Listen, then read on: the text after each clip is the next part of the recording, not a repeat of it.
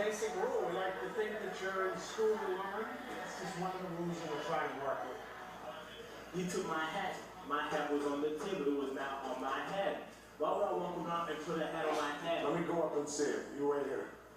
This student is angry that his hat was confiscated by one of his teachers. A minor incident at some schools. How we doing? At Madison Park, Chuck McAfee knows things can quickly spin out of control. I put my hat on the table. Other teachers didn't have a problem with that. Why did he have a problem with it? Little issues that's going on here that I'm not getting.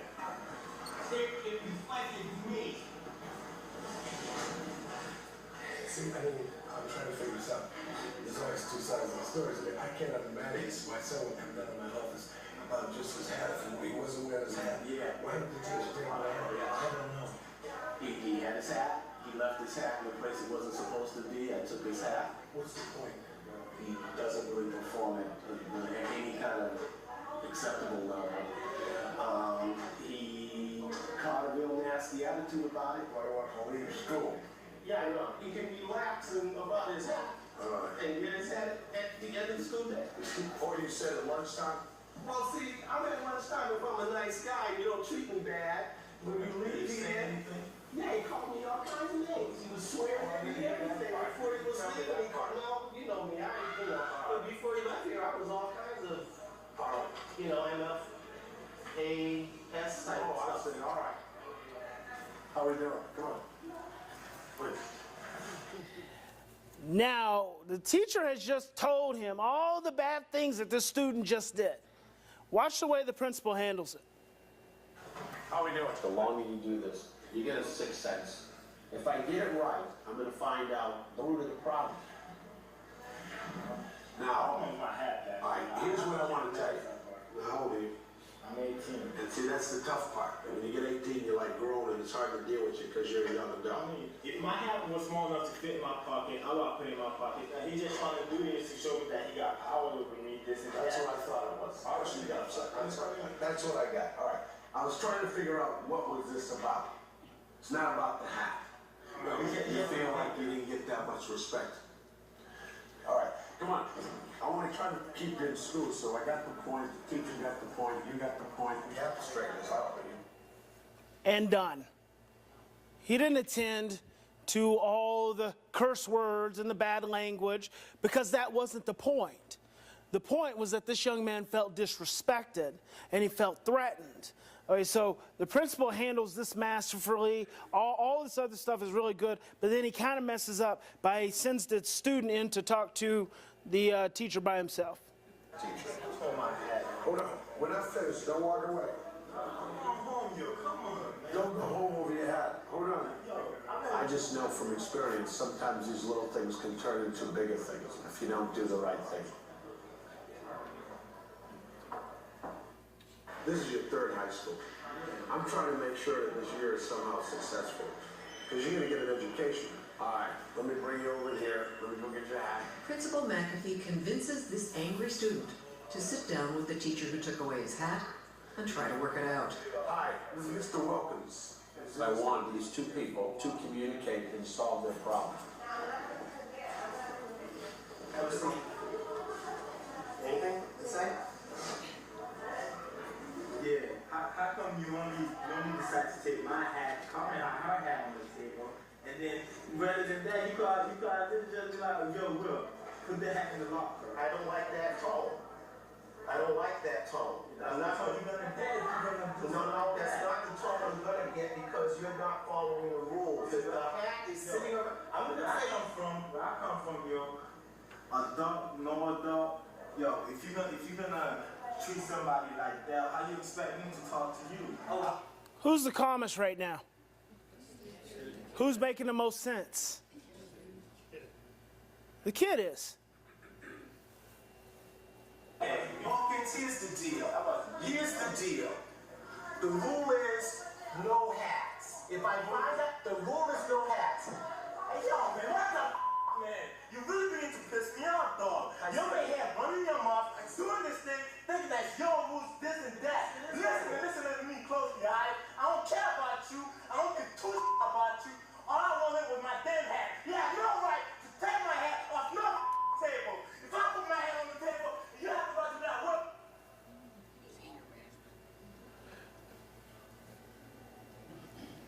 much do we expect him to be able to take? Do we just expect him to take the teacher's kind of irrational tone? Just tolerate it, just deal with it? But he eventually hits his limit. And he flips his amygdala. Could the teacher pull this back in? Could husband or wife pull this back in right now? Yes. Absolutely. There's still a moment. You're getting close to it going over the edge, but there's still a moment. What do you need to do? Take a deep breath. The teacher is still trying to get his point across. You can hear him in the background say, Take a deep breath and say, I'm sorry. I'm sorry. Tell me again what happened from your point of view. Or just not say anything. There's still a moment. I don't want to have that. Put it in the locker. I don't put it in the damn locker. I asked somebody, so I just put it in the locker. You don't put it in my business. Let go. Sensory pathways. When you're stressed out and overwhelmed, the last thing you want to do is have someone come up and grab you. You are already in survival. That is the last something that person should do. He could have stood at the door just to make sure no one was going to get hurt.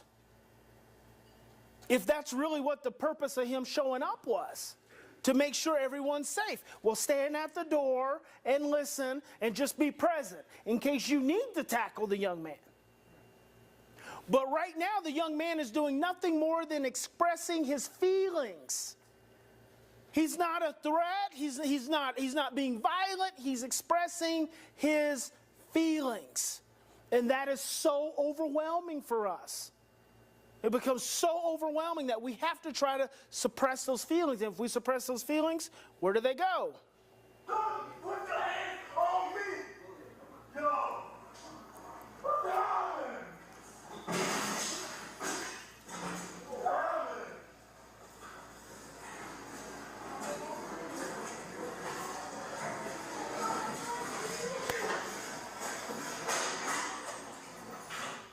And there's your behavior.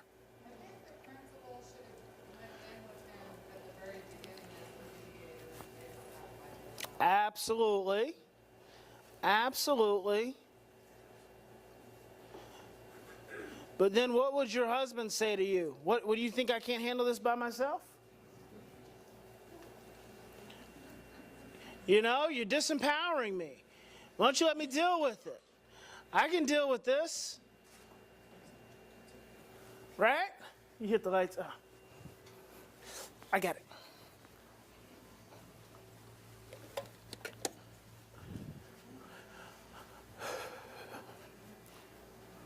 So yeah, the principal, he realized that the teacher was not in a good place. That's why he kind of ended that conversation as quickly as possible.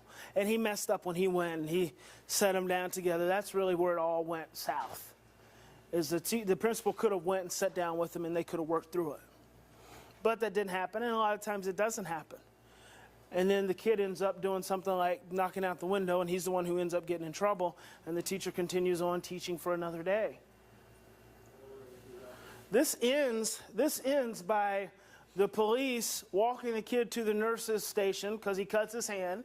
The principal comes and says, what happened? And the kid says, you know, he started disrespecting me and talking to me like I was a little kid. And the principal says, so you knocked out the window? And the kid was like, yeah. And he said, well, you're going to have to pay some kind of restitution, or your mom's going to have to pay for this. He said, my mom can't pay for it. I got 5 little brothers. My mother works 2 jobs. And the principal says, well, we'll figure something out. And the kid says, okay. And then he walks off. So yeah, I mean, this kid's not out of control. This kid's got a lot of history, and he has a very short window of tolerance for how much stress he can handle, but there's no reason that whole situation couldn't be remedied, couldn't be recovered. Now, the problem with the whole restitution thing is that it is essentially making it the kid's fault. No one else is taking responsibility. See, that's that dynamic showing up again. We say, well, we're going to make you pay restitution so we can teach you responsibility. There's no responsibility being taught. Restitution is a reaction. It's a reaction. Now, responsibility would be the principal going in and saying, whoa, golly, I really messed up. I thought you were in a better place. I thought Mr. Smith was in a better place. I thought you guys could talk this through. I really screwed up. Shoot, now we got a broke out window. Let me go talk to Mr. Smith. Mr. Smith, what happened? We're going to have to, now the three of us are going to have to figure out some kind of way to replace this window.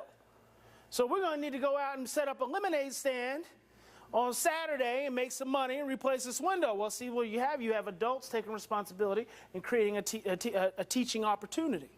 Not really with the lemonade stand, but you know what I'm saying.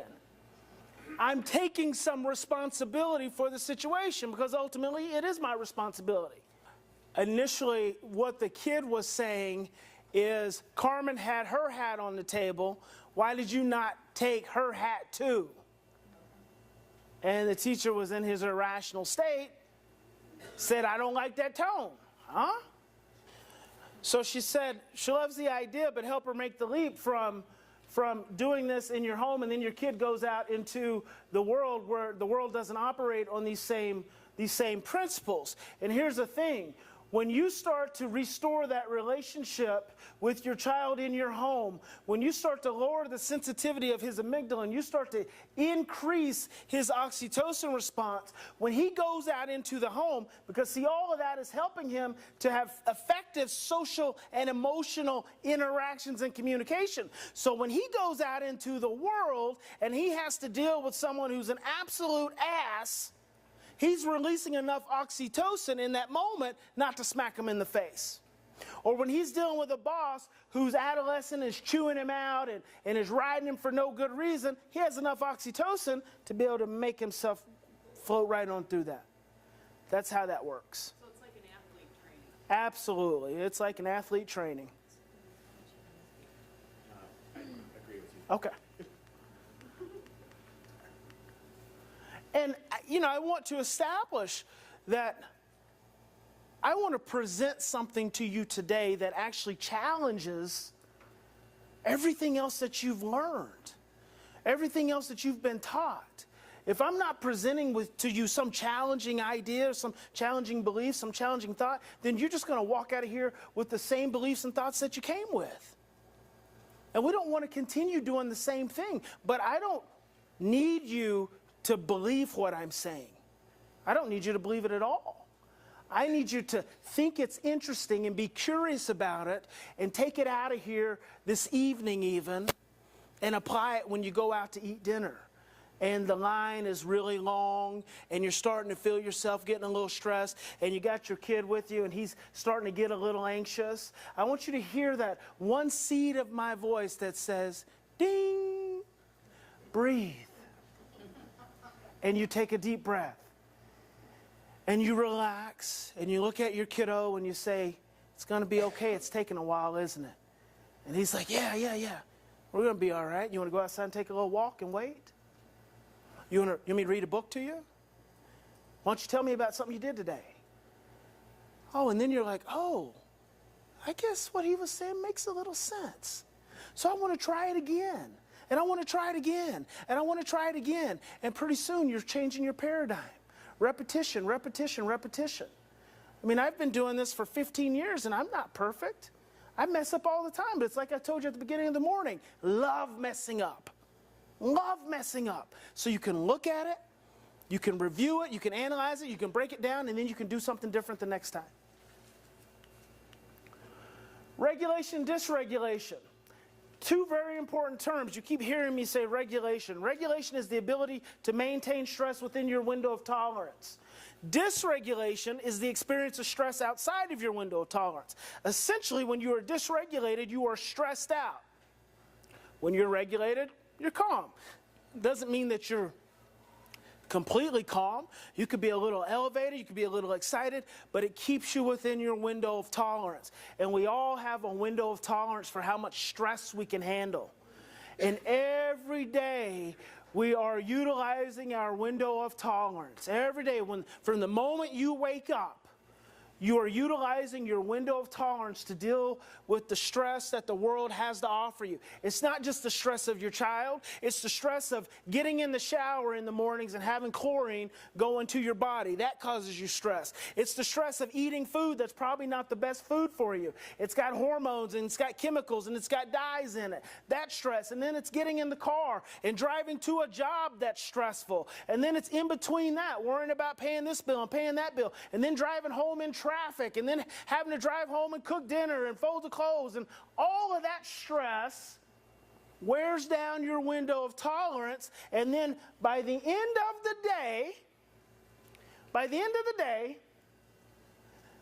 you've got a window of tolerance for this much stress to deal with the people in your life who matter the most. You spend the greater majority of your day and the greater majority of your window of tolerance is spent on people who matter the least. They get the best of you. And then you come home, you're completely stressed out, and those who need it the most get the least. We've got to recognize that. We've got to recognize, and that's a practice I'm going to talk about. It's called mindfulness. We've got to learn to pay attention to where we're at, to check in with where we're at and what we're thinking and what we're feeling, what our behavior is. We're paying attention. That's mindfulness. It's being able to take a bird's eye view and just watch yourself. What are you doing right now? What are you thinking about right now? What are you feeling right now? And then just checking in. Maybe I need to take 10 deep breaths. Maybe I need to go lay down for a minute. Maybe I just need to go take a shower. Maybe I need to go work out. Maybe I need food. Just food. Maybe I need something to eat because I haven't eaten all day. Maybe I need some chocolate. Maybe I need to go buy a new pair of shoes. Maybe not. Checking in with yourself. Here is a paradigm shifting principle. Your paradigm is the way in which you see the world. It's the lens through which you look at. It is believed that affect dysregulation is a fundamental mechanism involved in all psychiatric disorders. It is believed that affect dysregulation, being stressed out, is a fundamental mechanism involved in all psychiatric disorders. That very simply means it is believed that being stressed out is the fundamental cause of all psychiatric problems. You can't get more simple and more beautiful than that. Because what that tells you is that when you are encountering any really stressful situation, any really stressful person, the first and most important thing that you got to do is start to calm the stress. Start to calm the stress. What are 3 things that you can do to lower cortisol? What are 3 things that you can do to lower stress? And what are 3 things you can do to increase oxytocin? Remember, eye contact releases oxytocin. Food releases oxytocin.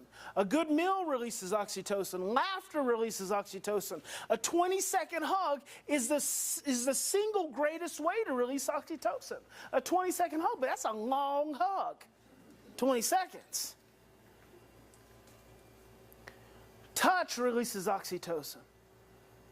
What can you do? Breathing releases oxytocin. What can you do? What are 3 things you can do to increase oxytocin and lower stress?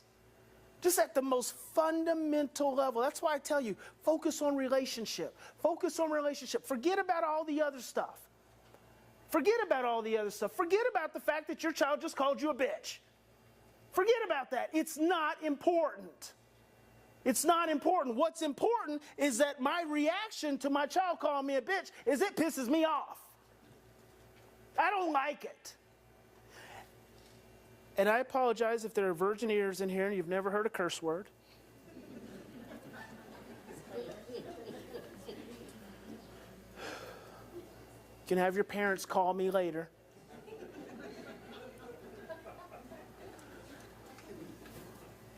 But when dealing with stressed out children, it's called reality. Don't be afraid of it. It's just a word. It's just a word. It's just a